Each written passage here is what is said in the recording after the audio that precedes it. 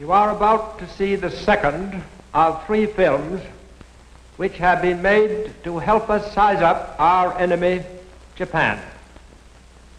To beat the Japanese and to do the job thoroughly, we have got to understand them thoroughly. The Japanese are not easy to know. I've lived among them for 10 years, and I can testify that they are as different from ourselves as any people on this planet.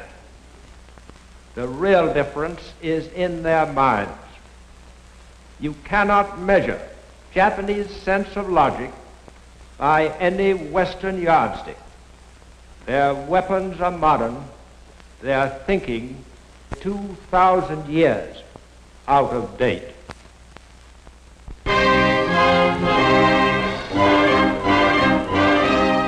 To the 70 million people of Japan, Hirohito, their emperor, is a god through direct descent from the great sun goddess Amaterasu. They believe that he personally owns Japan, its land, its resources, and even themselves. And they believe that it is the right and destiny of Japan's emperors to rule the whole world. To bring about the fulfillment of this destiny and to destroy all nations and peoples which stand in the way of its fulfillment is the sacred duty of Japan's army and navy. The Army of Japan is a well-trained, sternly disciplined force of fanatics steeled to reckless courage by a primitive moral code which assures to every man who dies in battle an immortal life among the Shinto gods. Behind the fighting forces stand all the wealth and power and resources of a people whose national dream is to see Tokyo established as the capital of the world. From Tokyo, the Japanese have for over 11 years been carrying on one long, uninterrupted war. Again and again, Western economists have predicted that Japan's economy must soon collapse. But Japan is stronger today than ever before in its history. An adaptable people, the Japanese have made good use of the inventions and conveniences of the Western world, which might fit in with the plan for world conquest, which is their national obsession. Non-essential industries in Japan have been all but wiped out, for the empire has recognized but one need, the need for the materials of war. Efforts to hold down prices have failed, and inflation has decreased the purchasing power of the yen. Japan's gold supply is carefully hoarded, no longer forms a basis for her money, but Tokyo's bankers see their turn coming later, when Japan begins exploiting the lands it has conquered. Most eagerly sought securities on the Tokyo Stock Exchange are the shares of government-controlled corporations set up to develop the gold and iron and timber of the Philippines, the abundant rubber and tin of Malaya, the oil and quinine of the Dutch East Indies, all the raw materials needed to make Japan self-sufficient in a war which many of its leaders believe may last a century. Never an inventive or creative people, the Japanese have always depended on the scientific and industrial knowledge of the Western world. And now that they are at war with Britain and the United States, they find their chief source from which to borrow fast-changing production techniques in Nazi Germany.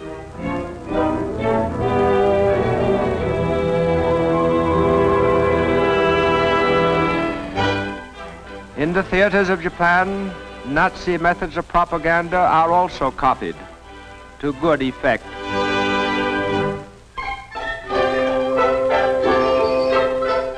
The Nazi concept of total war is highly satisfying to the Japanese mind, for throughout its modern history, Japan has been a totalitarian state preparing for total war. Playing their closely supervised part in total war are Japan's metropolitan newspapers, which ape the great American dailies. Before a stick of type can be set, it must be approved by the Army, the Navy, the police, and the Foreign Office. No story or editorial, no picture or cartoon may be printed which opposes the concept of a Japanese-ruled world. Thus, to the Japanese reading public, the progress of their holy war is an unbroken succession of triumphs. Every disaster becomes a victory, and all news is good news. For every channel of public information is being used to impress upon Japan's people that the war is proceeding according to a divinely guided plan, and that the people's part is merely to double and redouble their sacrifices on behalf of the emperor and of their sons and fathers away at the front. Greatest single source of Japan's fighting men is its peasant population, long used to hard work and self-denial. Toiling from before dawn to long after sunset, the farm family accepts hard work and squalor with the unfeeling stoicism of a disciplined race.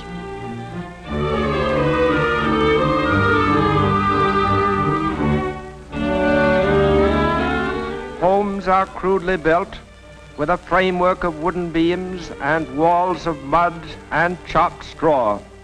In these huts, Japan's peasants have for generations raised sons to fight for their emperor.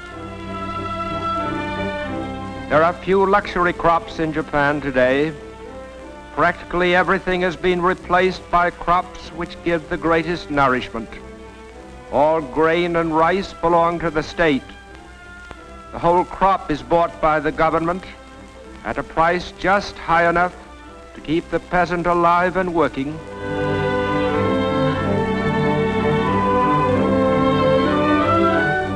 And in a nation where land is the chief source of food and life, no square foot of farmland, however meager, is left untilled.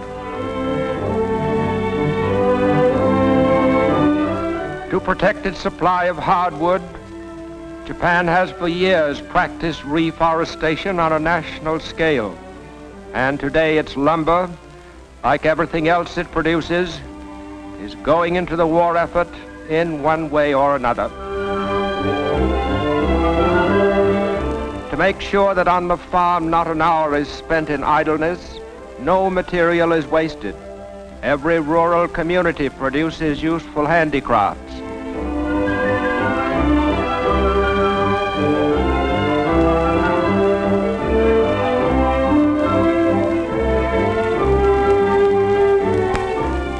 In the towns and villages, home industry is also the rule, and in these homes lies much of Japan's industrial strength. With each home a miniature factory, the nation's total production is almost beyond estimate. With the same fanatic zeal that inspires the soldiers, whom they so devotedly support, the Japanese people are today working for the destruction of the land they fear and hate most of all, the United States, a land which more than any other the Japanese have cause to remember with gratitude and affection. When in 1923 Japan was racked and broken by an earthquake, it was the United States which was first and most generous in giving aid. Into Tokyo and scores of other shattered and suffering cities poured millions of American dollars, shiploads of American supplies, to save lives, to heal the injured, and to help rebuild Japan. Today, Japan's restored cities are filled with mills and factories turning out materials of war. In these factories, there is no shortage of labor. Farms and villages comes an endless supply of girls eager to contribute to the war effort for a year or two before they marry and begin bearing sons for the Army and Navy. Willing to work 14 hours a day for little more than room and board, they find factory meals of boiled rice, fish, and tea better fare than they had at home. Since nearly a decade before Pearl Harbor, Japan's heavy industry has been mobilized on a war footing. Its materials, machine tools, and workmen integrated into a long-range program to build up and maintain the Japanese war machine. To make up for shortages of strategic materials, it accumulated great stockpiles of raw materials by importing them from China, India, the Netherlands, East Indies, and from Western nations.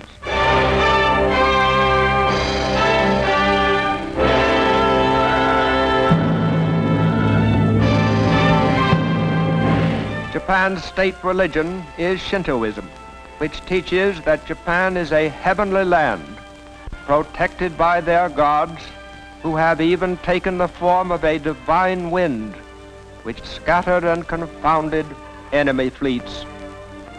Shinto gods exist in rocks, trees, and rivers, and even the souls of men who have died for their emperor are worshipped as minor gods.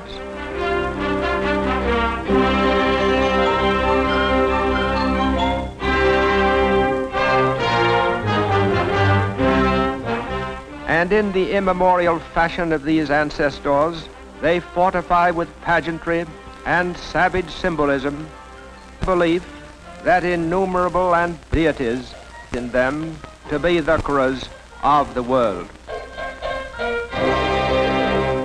Early in life, Japanese school children learn to feel the proper reverence for national heroes, for by implanting such devotion, the empire is assured of a youth imbued with fanatical courage and militarist ideals.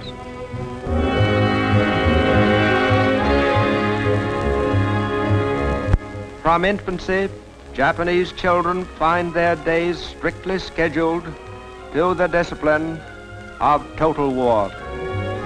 In physical culture groups, they harden their bodies and learn the obedience to orders which will make them good warriors in later life.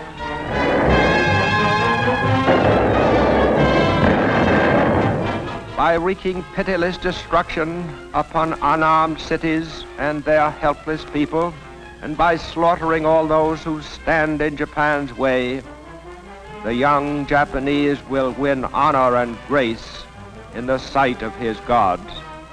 For they have decreed that it is Japan's destiny to achieve mastery over the whole world, to bring to all peoples the blessings of the samurai code.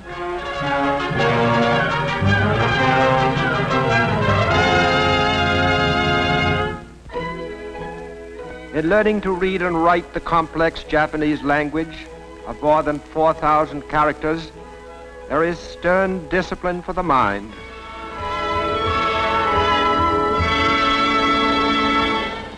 Never are they allowed to forget that the way of Japan is the way of the warrior, and that modern weapons of war are as glorious as the samurai swords with which their ancestors won honor and immortality. To the Japanese child, these are not mere planes and ships, but symbols of the conquering might of his august emperor.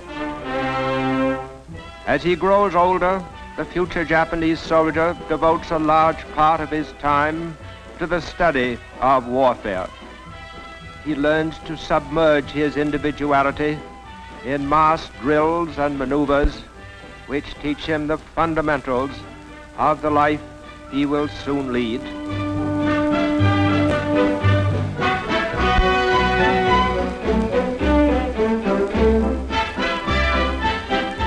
He is taught how to handle a rifle under a drill master who is both able and severe.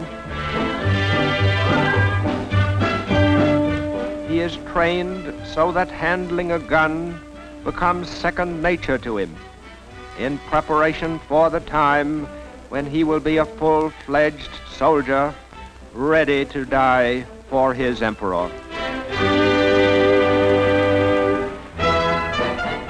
Anticipating worldwide expansion, Japan has for years maintained a school of military government and colonial administration, where picked young Japanese learn the approved attitude and method of ruling conquered people in a conquered territory.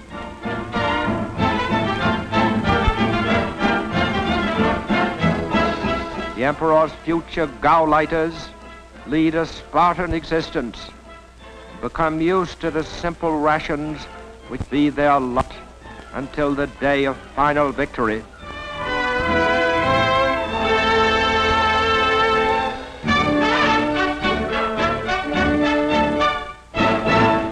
At 17, every Japanese becomes automatically eligible for military service.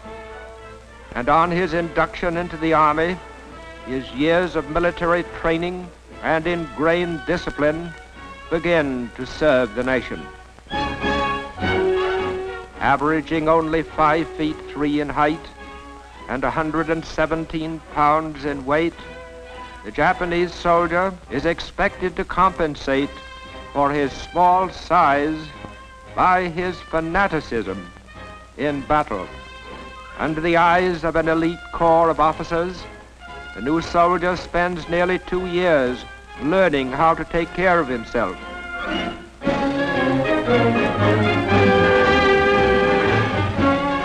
And it is a matter of pride with each Japanese soldier that he conform to the accepted pattern.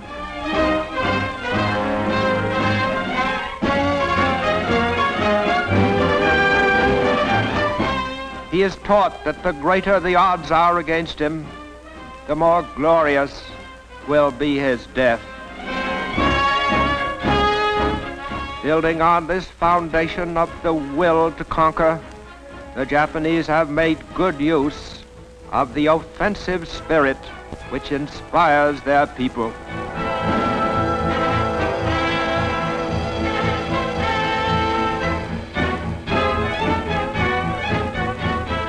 Today, they believe themselves well on the way to realizing their imperial dream, the dream of uniting all mankind into one worldwide household with Japan at its head. This, then, is the enemy, primitive, murderous, and fanatical. This war machine, this empire can be beaten. But let us make no mistake, for total victory, we must make total sacrifice. Against the madness of Japan, nothing less than all our efforts will suffice to bring peace and security in our time.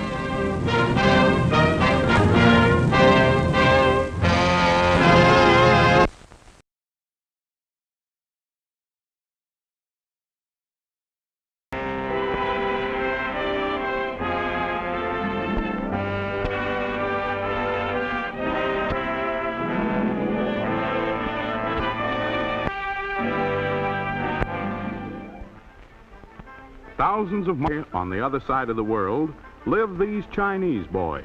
Once, long ago, their home was a vast distance away from our own, but that isn't true anymore.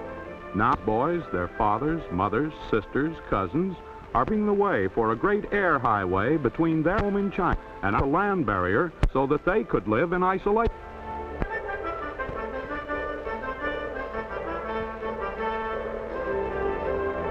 That barrier was the Great Wall of China, stretching for hundreds of miles. When this was built, men could live alone, completely cut off from each other by barriers created by man and nature. Many natural barriers divided the world.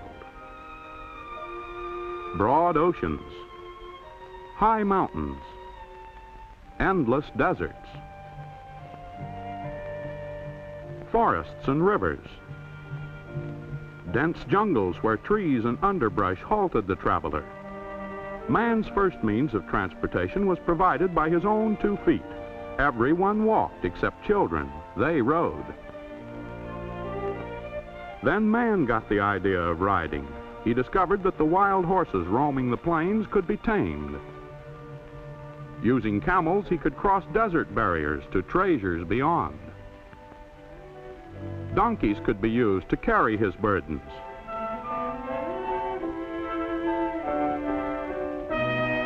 Then a discovery that, though seemingly simple, is one of the greatest in history, the wheel. Civilization began to roll forward. People moved out into the world all around them. Many of them carried goods to trade with other people they met on the way. The Great Barrier of Water still remained, but man began to overcome it. From logs, he fashioned the first crude boats. Then he learned to put up sail. Powered by the wind, his ships moved over the Mediterranean and around Africa. In 1492, Columbus disputed the belief that the world was flat. Searching for a shorter trade route to the east, he discovered a new world to the west. Then Magellan set forth to prove the world was round by sailing around it. He accomplished this then gigantic feat in 3 years. The Atlantic and Pacific Oceans were no longer terror-filled barriers. The world had grown smaller, but its new expanse still seemed immense. On land, the chief means of transportation for centuries after remained the wheel and the horse. In America, covered wagons blazed a trail to the west. Railroads were made possible by Watt's discovery of steam power. Early trains chugged along at 15 miles an hour. Many people were shocked, said that man was never intended to travel so fast. But as improvements were made, trains went faster and farther. By 1869, a steel ribbon of railroad track had tunneled through mountain barriers, had spanned rivers, and had united America from coast to coast. And steam was also used to drive big boats. No longer dependent upon the whims of the winds, boats could move under their own power to wherever the world's rivers and oceans would carry them. Communication was made swift by the telegraph's key, tapping words across a continent. Morse's telegraph was followed by the telephone, invented by Alexander Graham Bell. Now, a voice could be carried as far as wires could be strung. With these new forms of transportation and communication, the Earth's vast distances were losing their power to keep people apart. Our world was indeed becoming smaller. By 1899, Nellie Bly, a woman newspaper reporter, was able to travel around the world in 72 days. She used a combination of the fastest sea and land travel. The gasoline engine completely changed land transportation. People greeted the horse carriage with cries of "Get a horse!" But the automobile was here to stay. The very appearance of our city streets began to change, as this scene taken by a pioneer cameraman shows. And the lightweight, powerful gasoline engine helped bring about an even more amazing development in transportation, the airplane. This original newsreel film shows how, in 1903, the Wright brothers took to the air.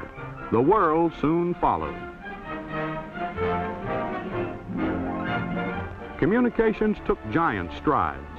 With the perfection of wireless telephone, voices could be sent vast distances without wires. The peoples of the world were coming ever closer together. At a faster and faster pace, modern inventions were helping man to extend his control over space and time. In 1924, a flight of U.S. Army planes soared around the world in 14.5 days flying time. Remember Magellan? He took 3 years.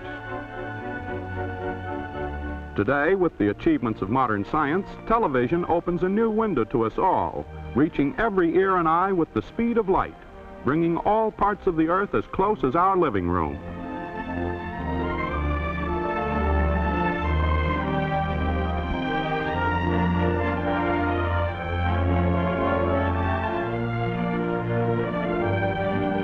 Now we no longer speak of modern transportation.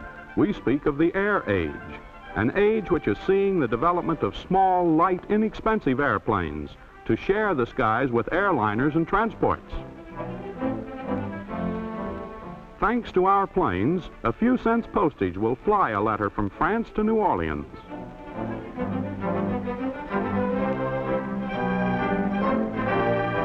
Today, all over our shrinking world, man looks to the skies. The development of new power in the air has brought about terrific speed. This Army jet plane can cross America in the same time it took primitive man to journey a few miles. The 3 years required by Magellan to circle the globe was reduced to 14.5 days by Army planes in 1924. But now, regularly scheduled flights can operate on a timetable of less than a week. Man has so increased his control over distance that it takes just a few days for an around-the-world trip by air. This means that all the people of the world are neighbors, with new relationships, new benefits, and new responsibilities. It means that modern communications may be used to establish a friendly world community. At our fingertips lies the culture of the world. This program, leaving a station in New York, can be flashed to Moscow, London, Paris, Rome. In an age when we can go to any spot on Earth within a matter of hours, modern transportation may be used to carry understanding and friendship to all nations.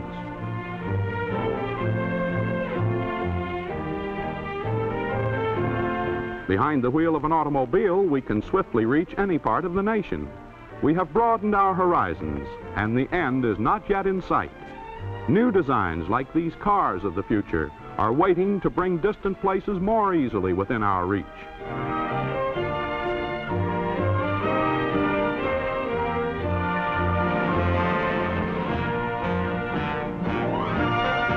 On an Earth linked together by wide highways, no one of us can live apart.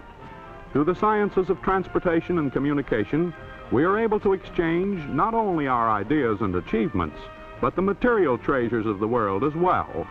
International trade makes it possible for the varied products of every land to be enjoyed by all. The contents of your pantry or the materials in your home may come from scores of distant nations.